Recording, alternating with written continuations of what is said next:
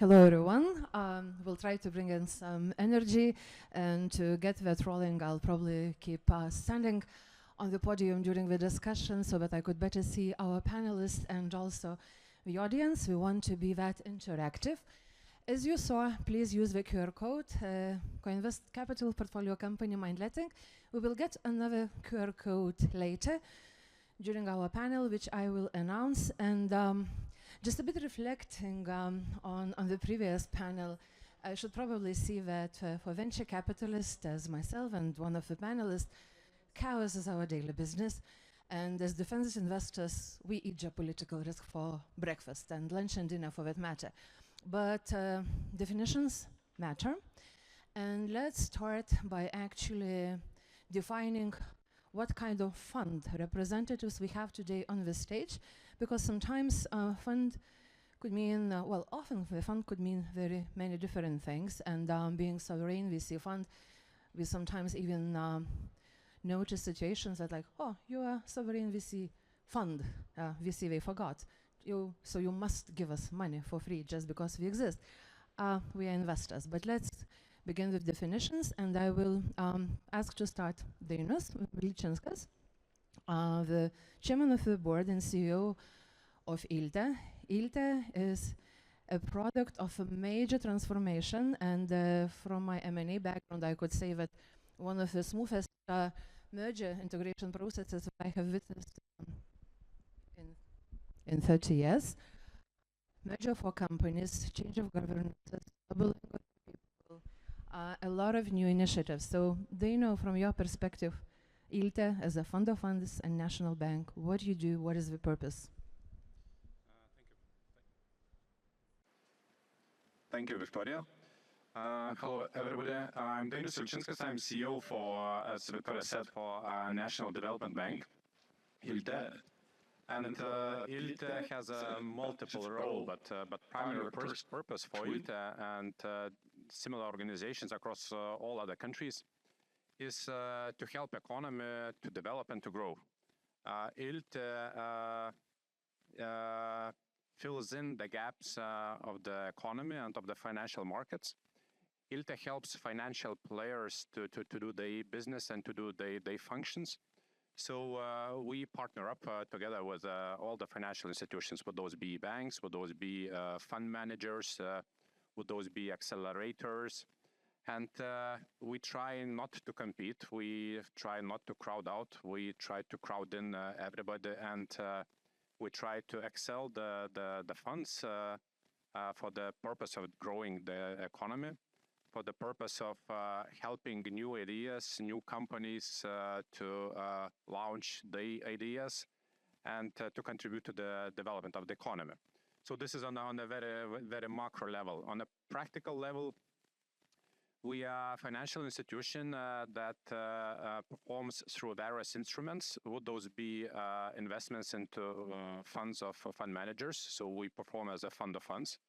We provide funds to venture capital funds, to private equity funds, and soon private debt funds will start making the first closings.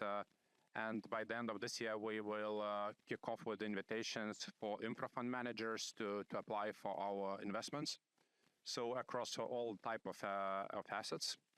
Then we provide guarantees, individual and portfolio guarantees to banks, credit unions, alternative lenders. And with increasing activity, we start providing financing to various type of companies at various size of tickets. So would those be very new companies who are just starting activities, or would those be very well established, mature, big companies where the tickets could go up to 250 million euros per one application. And going forward, very soon we'll start acting as an underwriter for bond issues in order to activate capital markets in Baltics.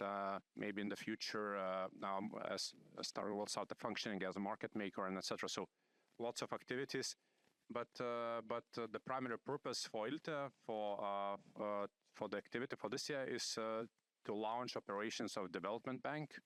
because now we are just managing the assignments provided by the ministries, but the ultimate purpose is to develop a bank sizable with billions of in the balance sheet and continue financing Lithuanian economy. Thank you. Thank you, Daniel. Well, you made a kind of intro, and ILTA is the anchor LP and each and every venture capital fund in Lithuania. In our case, it's the single LP.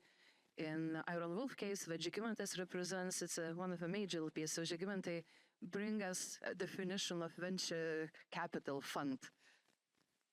Okay, have a short. In now? Yeah.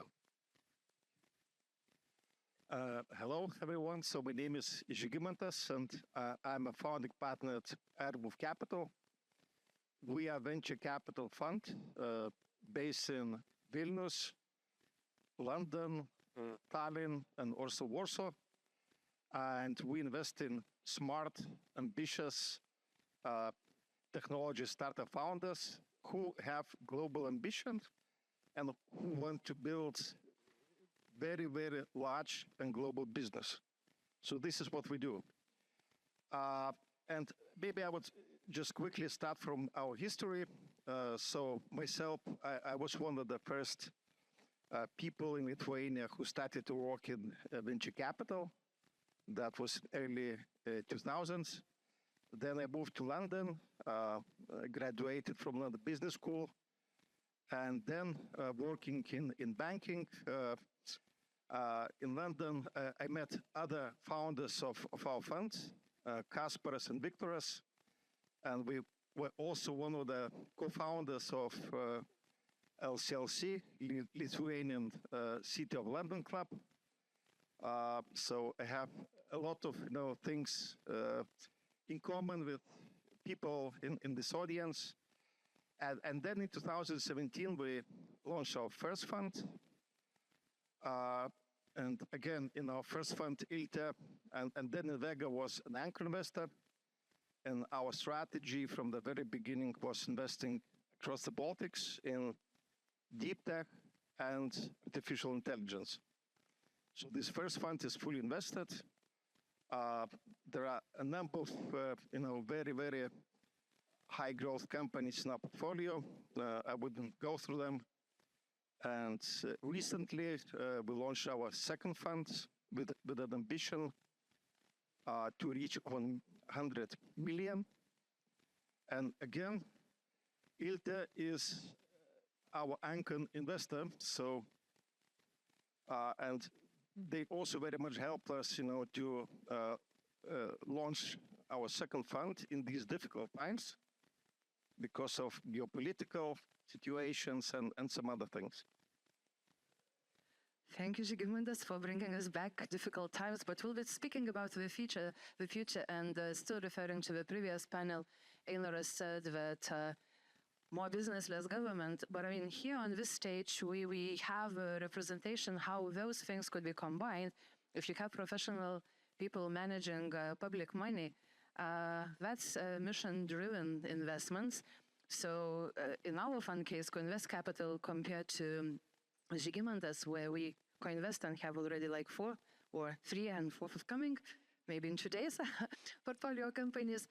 So we invest to make profits. We invest, and when we make profits, we give them away to our private co-investors. This incentive arrangement designed by ILTA is one of the best in the world. I could say that with conviction, and it was listed last autumn by the European Business Angel Network as one of the best examples for Europe how to copy. So moving now to a slightly different type of funds, Alvydai, you also have a major experience as M&A advisor, investor yourself, and one of the key persons behind the first endowment fund in Lithuania. So, definition, endowment funds, what kind of fund is that? Yeah, I'm not too much in theory to explain what is endowment fund. But I'm maybe want to say a good afternoon to this community of GLL, and actually was thinking that maybe you are reason why this why this Vilnius University Endowment Fund was established, because the idea was started breeding around 2010. It's about the same time. I just checked that U.S. organization was established in 2009, Global Lithuanian Leaders. And we are here in Lithuania about this time. We started feeling kind of not, I would say, a void of the leadership. You probably remember government's action in this time. You now see government action in this time. And business as institution, yeah, it was too early. Now probably still too early to be kind of to take a role of leadership. And there was a question: who can take a role of leadership in Lithuania those times and today? And we are brainstorming in several, meetings among the entrepreneurs. We found, or we dreamed that the biggest impact with least investments could be done if we would create a new leader or new leader type of leadership in Lithuania through academia, through university, and that's with the aim to build a new potential leadership to fill the void. This Vilnius University Endowment Fund was created to make a change at academia, to take a leadership in society. So that's the idea was cultivated for several years until it was finally formed, and the fund was established in 2016. And today, I think we are probably biggest endowment in the region. We have around, no, it's a little money compared to the globe, the 10 million, but with 10 million, we may be number 30 or 35 endowment in the Europe. So because the tradition of endowments, it's not very strong. And in the Europe, the private capital is not very well welcomed to areas where usually it's occupied by the state.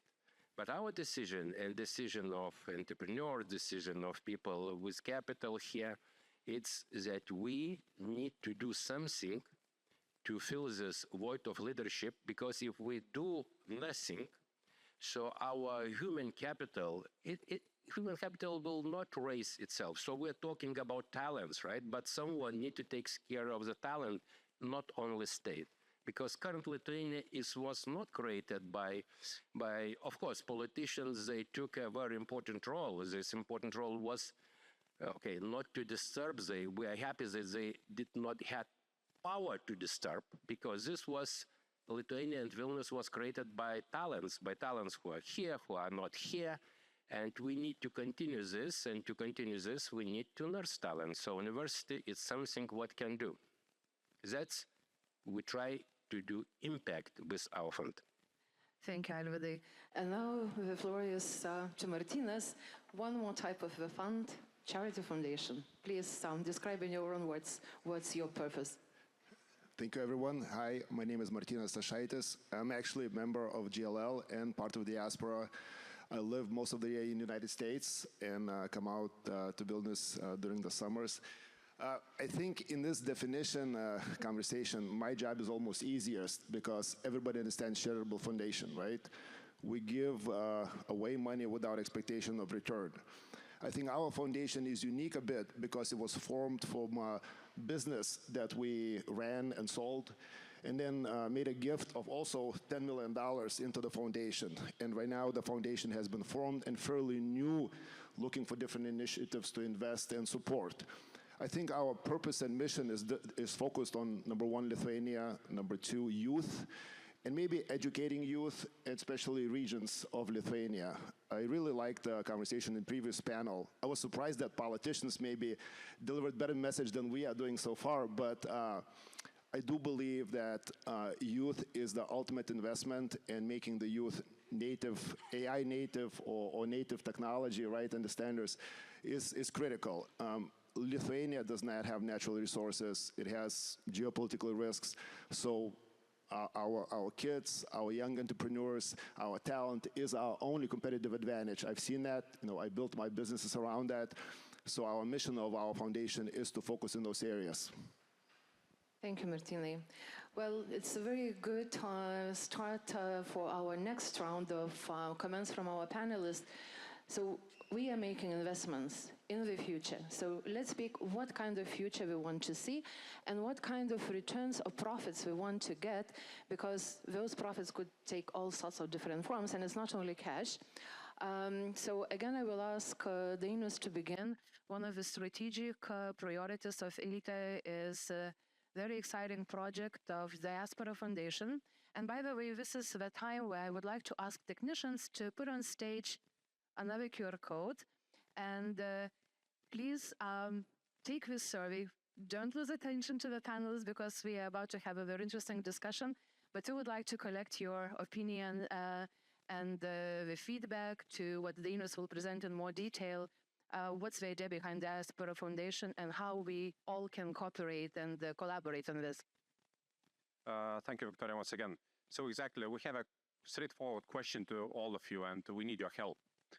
One of the ideas that ILTA is currently working on is how to incentivize diaspora members to invest, how to allocate the investments for the benefits of Lithuania. So we're testing different ideas, and you'll find the questions, so please answer and help us to navigate throughout this topic. But in general, the idea is to develop interesting tool for members of diaspora to invest the funds. Anyway, most of you do the investments in different sorts of, in different geographies, different instruments. So why Lithuania and Lithuania-related investments could not be high on your investment list and to be on top of maybe your investment strategy?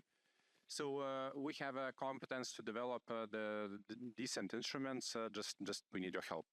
So diaspora related investments is one of the ideas. We have analyzed different practices of different countries. Would this be Ireland? Would this be Israel? We know what's working, what's not working. So we'll try to bring something good for Lithuania as well.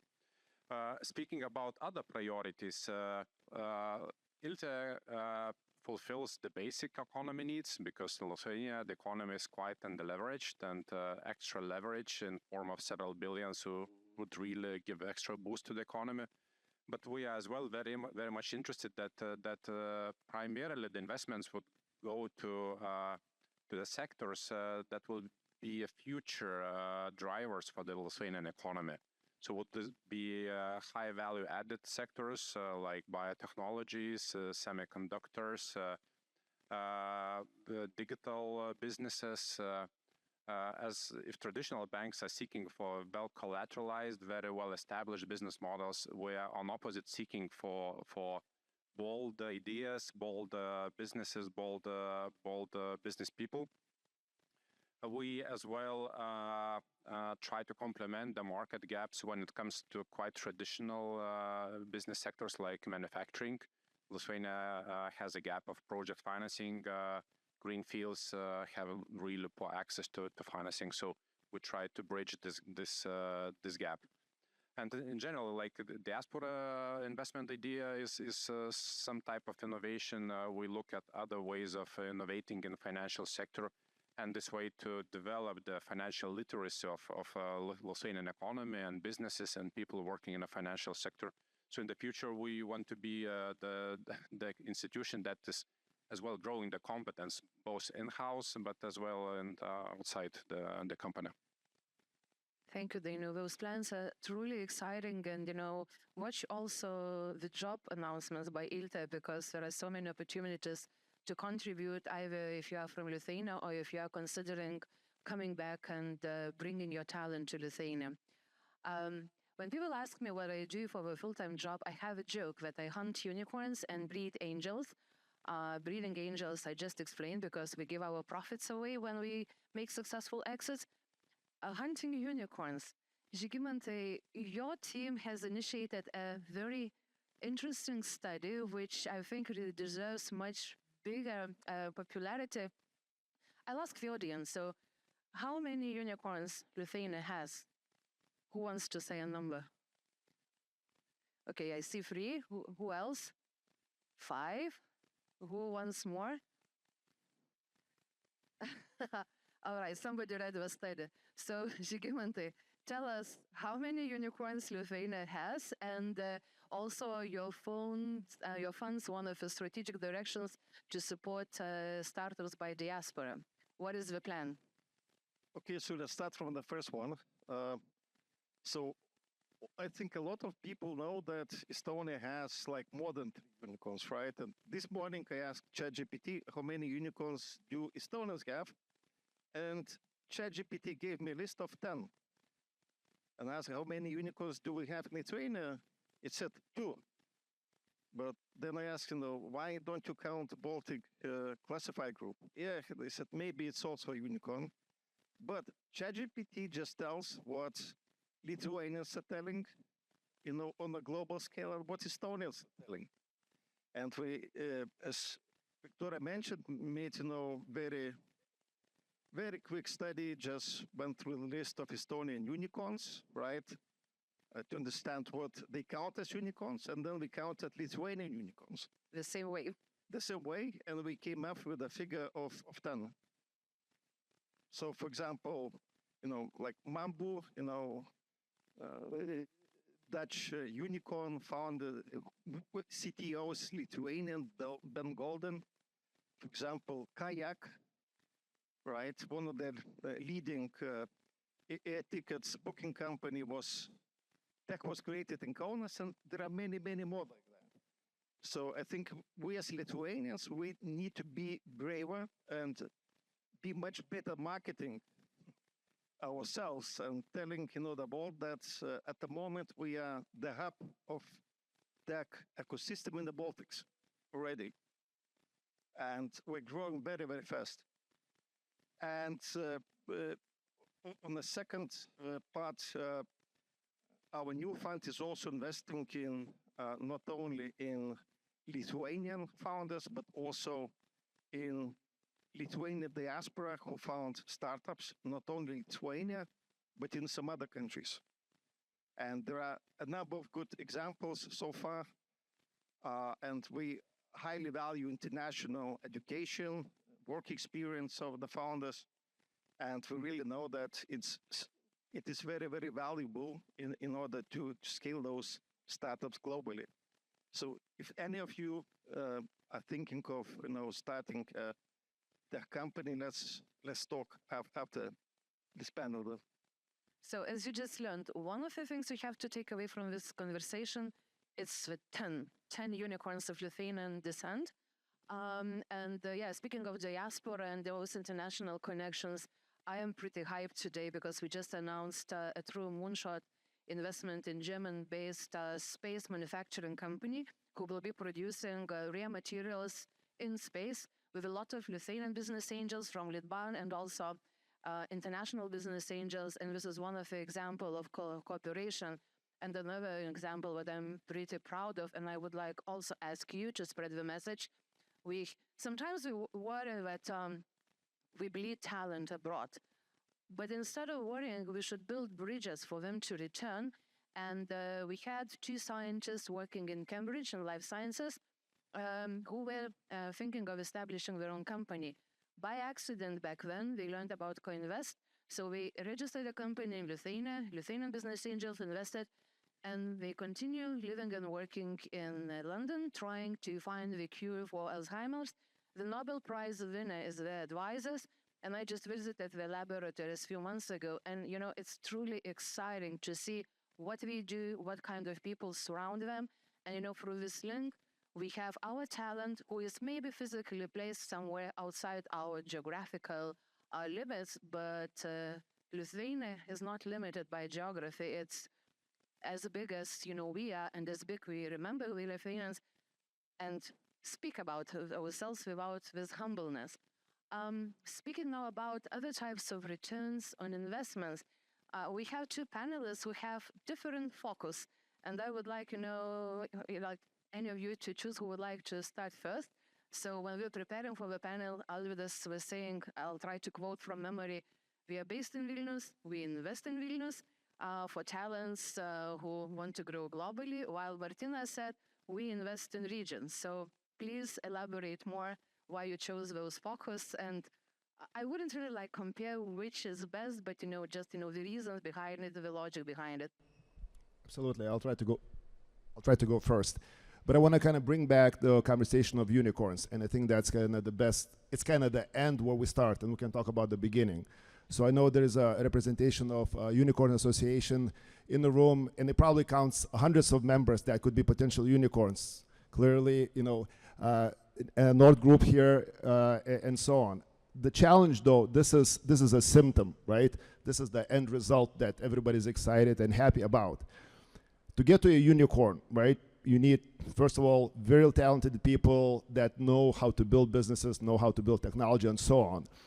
And if you look at maybe 1,000 schools that we have in Lithuania, and each school has maybe 500 kids, right? So you can do a math, few 100,000 kids across Lithuania. And what they're learning right now in elementary school, in middle school, and of course high school or gymnasiums as you call it, not a lot of knowledge and expertise is actually focused around building unicorns or technology or even businesses and so on. Kids are learning what they're learning, and probably even the education system has not changed much for many, many years. So when we talk about purpose of our foundation, and actually a lot of other foundations that now have, came up, and just recently, I think there are a couple of foundations got announced. We believe that investing in kids, especially in regions of Lithuania, is the actual investment, or maybe the biggest opportunity to eventually have successful businesses and unicorns and so on. Again, we can all celebrate the outcome, but let's look at the core, kind of the change that needs to happen, and that comes down to many things. There is an organization called Švietimas #1, or Education #1. They look at management of the schools. There is other organizations that look at helping teachers, Vedlė, and so on. There is, of course, organizations as Licėjus, Alpha Erdvė, Edita AI that teach kids how to use those tools. These are organizations that we want to invest in and support to really have the ultimate results of many unicorns. Thank you, Martynai. Now, Alvydas, bring us back to Vilnius. Why Vilnius? I'm nothing against the charity, right? But I think in today Lithuania, our society who has a needs, I think state is strong enough to take care, right? And function of the state is to take care of those who cannot take care of themselves, right? So I think that's a function of the state. And what I believe in cities, I believe in universities, I believe in social mobility. I think the best way to solve those social problems is by creating, not by saying, okay, stay where you are, right? And continue stay where you are, and we will pay for you to stay where you are. I think it's cities. It's cities who created civilization. And to have Vilnius like attraction point, to have like a strong magnet, to get people, from everywhere in the world. So we're talking, I don't like talking, we're a small country, no one is anyway judging people what kind of country, what they did. And I think we live in an era of cities. And Vilnius, it's a cities which already, like city itself, it's unicorn. And everyone who lives in Vilnius, I think it's part of unicorn. So our foundation try to make impact through Vilnius University to make Vilnius even more attractive. Because we believe, actually, it's very interesting that when we needed to explain why we need this foundation. So I made a statistic and try to calculate what cities are growing and what are not growing. And we found that cities which has best universities growing much more faster than others. Right? So I believe in Vilnius. Vilnius is the unicorn. I'll take that too from this. But Martynai. Respond. No, I'm not going to argue with a colleague here that ultimately the biggest cities attract the best talent. Again, I moved to the United States as a student for the same reason, right? Chasing the opportunity and kind of building the success. The challenge is, maybe kind of going back to this gathering, is that even you as a members of GLL, have ability to invest in wherever country you live or back to Lithuania. But there's reasons that you need to consider to investing back into Lithuania. Again, every reason is probably personal. And I believe that Vilnius already attracts a lot of capital for numerous reasons. Talent, government spend, buildings like these and so on is beautiful. Now, again, we can all assume that maybe someday everybody in Lithuania will live in Vilnius, but that's also probably not reality. And then I agree that government is responsible for educating our kids because we pay taxes and that is their responsibility. But government does kind of the best of their ability, right? And I think us as a community, as a society, pushing government in certain direction to educate our kids for the future is also important. Yeah, I agree, it's important. But look from another side. So you've probably been in management school, and any lesson for the manager, it's a question. If you are a manager, to whom you allocate the biggest time? To someone who performing well or someone who it's at the end? And many people saying, especially from you need to take care of someone who's not performing. Look, but if you take care of someone who's not performing, someone who performing will stop performing because they will need your attention.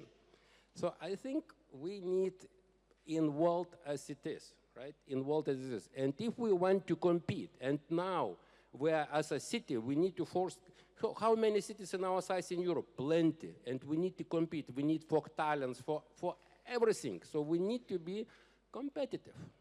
So that's, I'm worried for competitiveness. Dino, would you like to step into this heated conversation? Well, clearly I don't want to oppose, but I have a bit different perspective. Like after working like 2 decades on the private side in the financial sector, now I do my civil service, working on a public sector. Well, cities, Vilnius, Kaunas, maybe a bit to a lesser extent Klaipėda, they are evolving nicely, and we see quickly changing environment. And well, Vilnius is attracting capital, competence, skills, and many foreigners as well. The rest of Lithuania is lagging behind, and the gap is growing. And of course, maybe ultimately Lithuanian economy structure will change to more digital, more innovative, more online, and etc. But for now, traditional businesses stands for a quite substantial part of a GDP. Well, Vice Minister on the previous panel was speaking a lot how Lithuania wants to attract billions of investments. So, okay, it could go to innovative businesses, it could go to traditional businesses. Well, what we see now in the regions, number of skilled employees is reducing. So regions should still try to be a nice place for people to live, to get an interesting job, and still the gap between Vilnius and the regions should not grow that much. And I really like the idea of Martynas to support the young kids to get a decent education where they live. And maybe someday they with good education, they will get back to where they were born to continue the life. And would you like to make one comment about this government ambition to take 10 billion? You know what is net foreign assets of Lithuanians? 10 billion. So our ambition to until 2030 is to attract amount of money we invested abroad. Ambition? I don't think so. So there will be an idea for diaspora members to do the loyalty investments back to Lithuania. That's actually not diaspora. That's a pure Lithuanians from Lithuania, 10 billion. Both. Well, I invite the members of our diaspora to take the challenge and make it 10 billion. And the Vilnius Delta team will definitely have a lot of important infrastructure, resilience, deterrence, and defense projects that we as a country need to build. Frankly speaking, I would agree with Alvydas' note about that the future is cities. You might want to check out the book by Richard Florida. Basically, his idea is that we already have corporations that have bigger annual turnover and balance sheets that, so many countries, and that one way or another, people are moving into megapolises, and he kind of estimates 800 megapolis to be really kind of the future setup of the Earth before we go to Mars and other planets. But like speaking of education, do we need traditional schools? You know, in the years of really when remote work, remote lifestyle became normality, that's one of the great things that COVID brought to us. With all the tools available for free, you know, are the formal structures still needed? I don't know, Martina, would you like to elaborate on that? My daughters learned from Khan Academy. I mean, they are already graduates, so English they learned from Cartoon Network, which we called Kachu Network, which would translate like Cat Network. So. I think, again, as a charitable foundation, we cannot make the call what the future is, right? We can make the bets into a variety of projects. And interesting, again, being charitable foundation, we do not expect a return or a quick return, right? Ultimately, we invest into the future.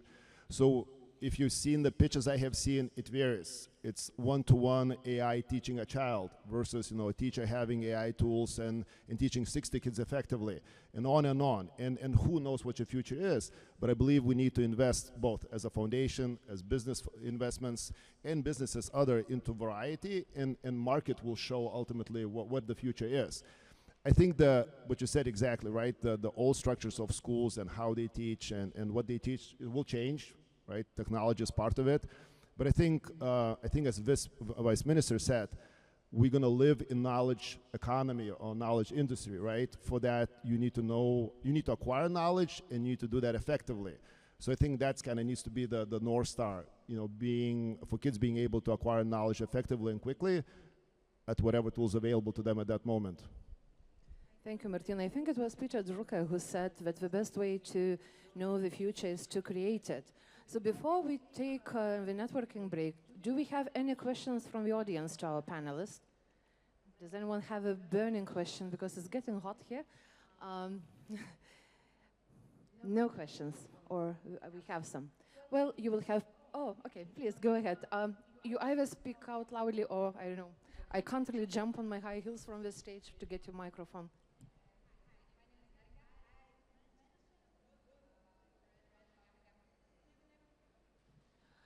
I don't remember exact name of it, but I remember the author, Richard Florida, I think that's his name, but I can Google it and find me during the break.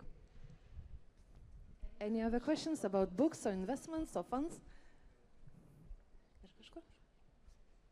Yes, please. Hi, everybody. Ilan. More than a question, I want to make a comment.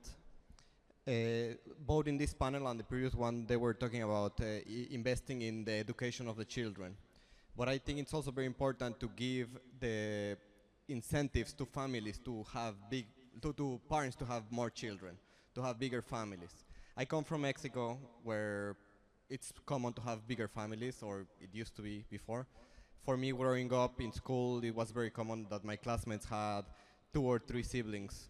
And even today, my friends that are my age, they have 2, 3, 4 kids. And that's something I don't see here. Also, one of the things is houses are bigger in Mexico, so there's space to have more children.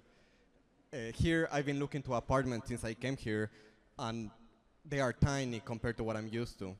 I know electricity, you need to heat up the house in winter and all that, but still, how am I supposed to have 2, 3, 4 children if there's no space to put them? So that's one of the things I want to just say and consider. Well, thank you for the advice. ILTE has also some programs to improve the house stock. As a mother of 2 already grown-up kids, I should say kids are expensive, and for men, the role you have to play, it's not only the role that Musk is playing, so, you know, everyone should be involved. Any more questions before we have some closing notes and have more jokes during the break? Yes, please. Just a comment. I run a business, biotechnology business in the UK. I have 4 children. The business was started by myself 15 years ago. And one of the things that is really missing from the discussion is providing flexible jobs to women so that they do not delay family because of the career and work. And in my business, we're able to provide a lot of part-time, flexible working, so there are a lot of mothers attracted to the business, and we do very well. So it's just an invitation to business leaders, business owners, think about providing part-time opportunities. The business will flourish, mothers work very, very hard, and also you will be contributing to the next generation of workers, inventors, entrepreneurs. Thank you very much. This is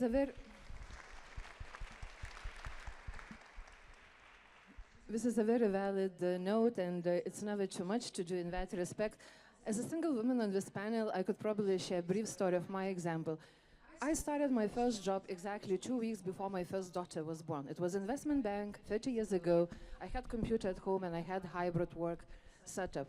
So it's not only for employers to provide something, like to give, but it's also for women to take the ownership of their future, and of course to have a supportive parents, fathers, to raise a family and have more kids.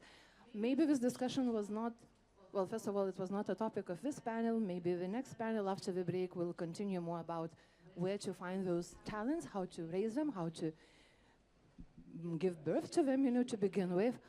I'm turning back to my panelists, and our time is over for the panel, for the stage, so please, one final wrap-up statement that the audience could remember and take away from today. I don't know, like, Alvydai, maybe let's go from you. What? Chop wood, carry water, back to Vilnius. Very well. Martynai?